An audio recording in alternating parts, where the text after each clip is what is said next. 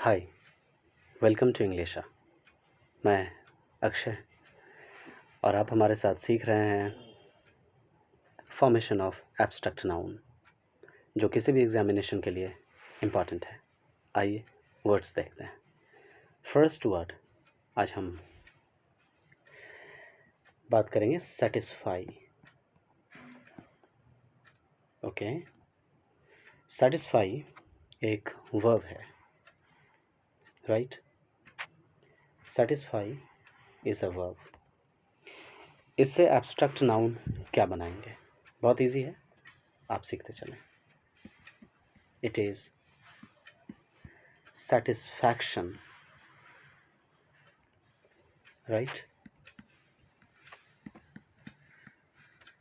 satisfaction, और satisfaction को हम देख नहीं सकते, यानी हम अपने पांचों सेंस ऑर्गन्स से satisfaction को अटेन नहीं कर पाएंगे।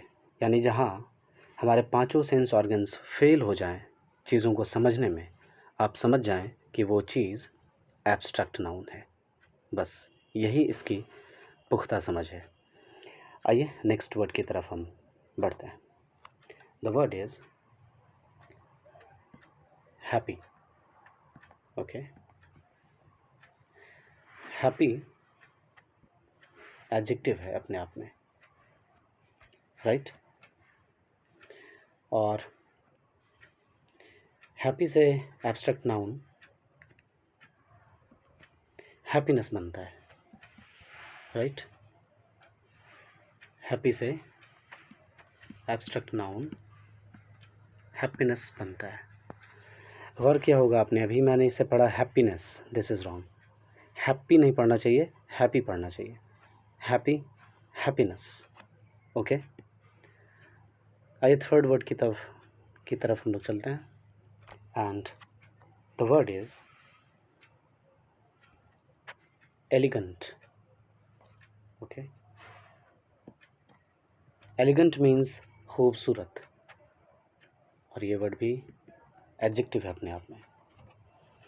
एलिगेंट से एब्स्ट्रैक्ट नाउन बनेगा एलिगेंस। पिछली बार हमने बात भी की थी कि अगर आप एडजेक्टिव में टी देखें अंत में, तो आप इसे एब्स्ट्रैक्ट नाउन बनाने के लिए सी में बदल दें।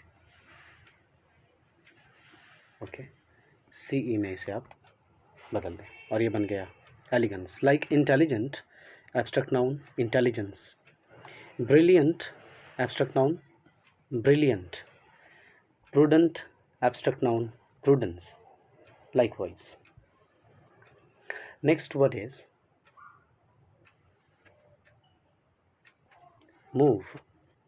Move verb है और इसका abstract noun it is movement, right? Movement. क्या आप मूवमेंट को देख सकते हैं? नहीं। मूवमेंट में जगह बदल रही है एक इंसान की, या कहें कि एक इंसान एक जगह से किसी दूसरी जगह को जा रहा है, यानी एक जगह से दूसरी जगह एक इंसान बदल रहा है, हमें ये दिखता है, ना कि हमें मूवमेंट दिखता है। यानी मूवमेंट का रिज़ल्ट दिखता है। क्या दिखा रिज़ल्ट?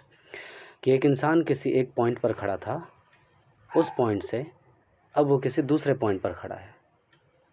ये रिज़ल्ट हुआ किसका? मूवमेंट का। बट फाइनली हम मूवमेंट को नहीं देख सकते।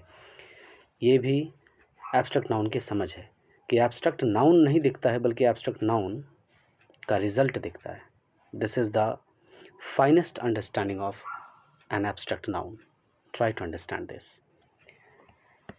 चलिए नेक्स्ट वर्ड की तरफ हम बढ़ते हैं, और वर्ड है कोल्ड। कोल्ड एडजेक्टिव है। अभी कुछ हम इजी वर्ड्स ही टारगेट कर रहे हैं, कुछ अच्छे वर्ड्स भी लेंगे इसमें। वर्ड्स तो सारे ही अच्छे हैं। कोल्ड का adjective, sorry abstract noun it is coldness.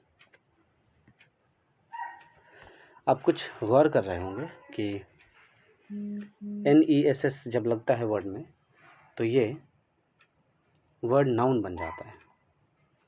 CE जब लगा तो भी वर्ड एब्स्ट्रैक्ट नाउन बना। TION लगा तो भी एब्स्ट्रैक्ट नाउन बना। इसी तरह से आप गौर करते रहेंगे कि कौन से वर्ड में कौन सी एंडिंग है, इससे हम चीज़ों को समझते हैं।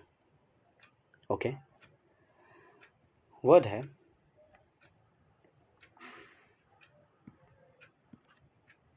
Amaze. Okay, the word is amaze. Amaze एक वर्ब है। अमेज की मीनिंग होती है आश्चर्यचकित करना। तो इस वर्ब के लिए हमारे पास एब्स्ट्रैक्ट नाउन क्या होंगे, आइए इसे सीखते हैं।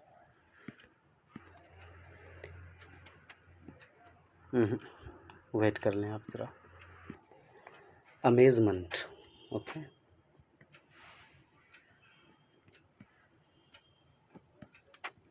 It is amazement, right. आइए नेक्स्ट वर्ड की तरफ हम चलते हैं। वर्ड है हेट्रेड। Okay, hatred. हेट्रेड भी नाउन ही है। इससे हम एब्स्ट्रैक्ट नाउन क्या बना सकते हैं, hate.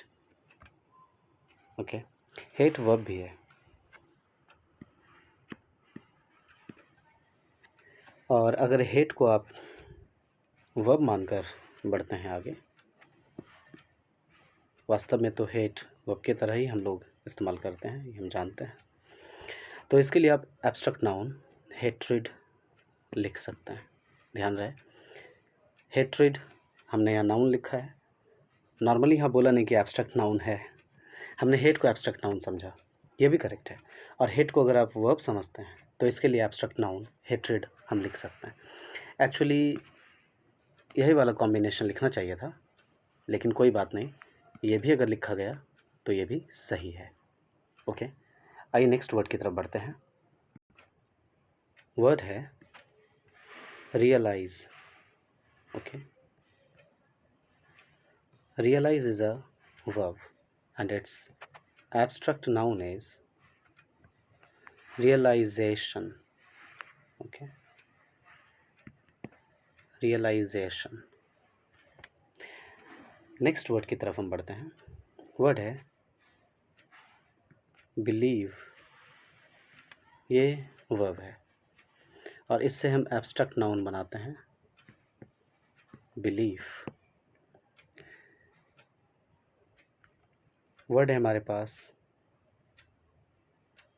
Involve. Involve is a verb and its abstract noun is involvement. तो आइए आज हम यहीं पर लास्ट करते हैं अपने इस सेशन को। नेक्स्ट सेशन में और बढ़ा जाएगा आगे। तो बस आप बने रहें इंग्लिशा के साथ। I hope your involvement in इंग्लिशा। मस्त रहें, स्वस्थ रहें, be happy, stay tuned, stay happy. Thank you.